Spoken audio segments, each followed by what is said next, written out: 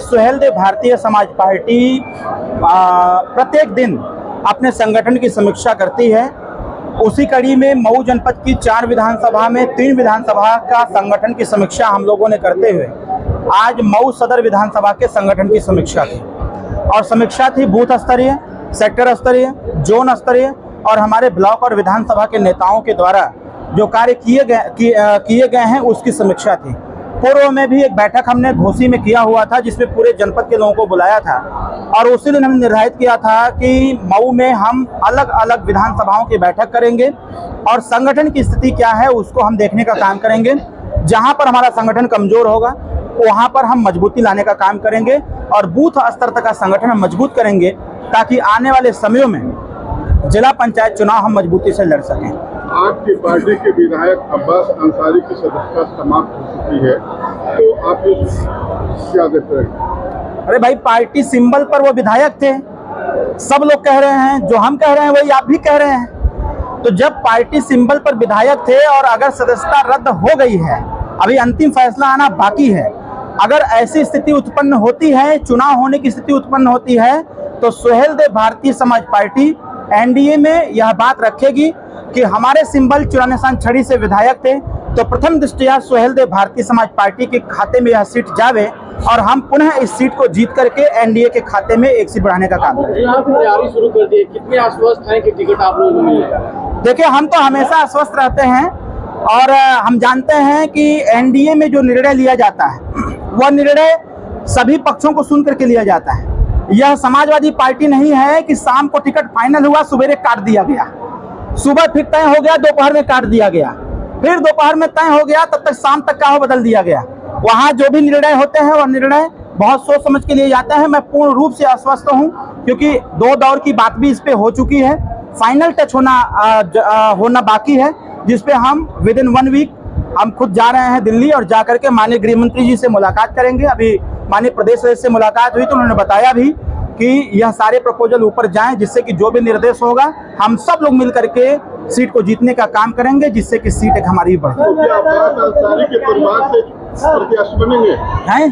क्या अब्बास अंसारी के परिवार से कोई प्रत्याशी होगा? तो ये तो पार्टी का निर्णय मेरे होगा ना, नहीं बनेगा। हमने अभी अपने भाषण में बोला कि जो सुहेलदेव भारतीय समाज पार्टी का कार्यकर्ता होगा वही हमारा प्रत्याशी होगा। अब्बास अंसारी आप ही के पार्टी के विधायक हैं?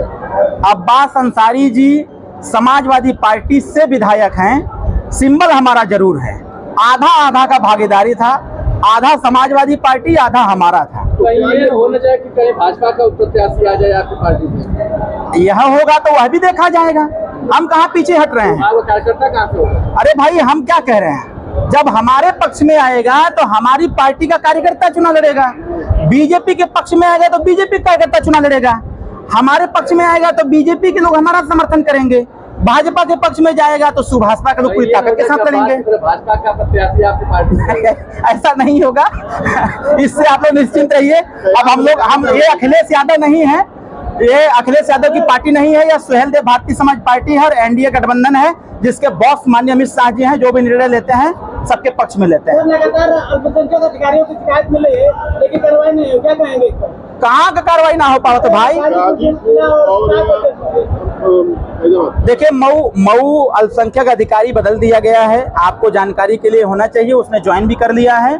मऊ की शिकायतें आती थी, यहाँ के लोगों के पत्रकार भाइयों के द्वारा बताई जाती थी, उसको यथाशीघ्र हटाया भी गया है, उसके खिलाफ दंडात्मक कार्रवाई भी की गई है, तो वो अलग का विषय है। रही बात गाजीपुर की, तो गाजीपुर में यह समस्याएं आई हैं, हमको भी अवगत कराया गया है।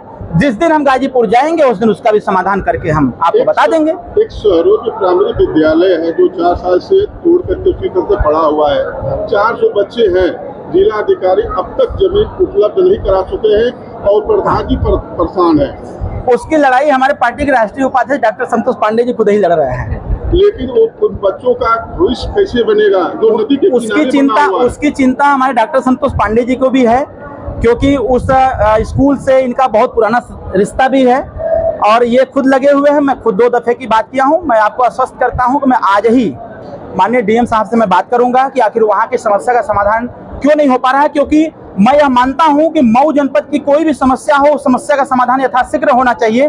जो समाधान होने लायक है और जिसमें टाइम टेकिंग है, तो जो भी समय लें उस समय के अधीन होकर के वो समस्या का समाधान हो।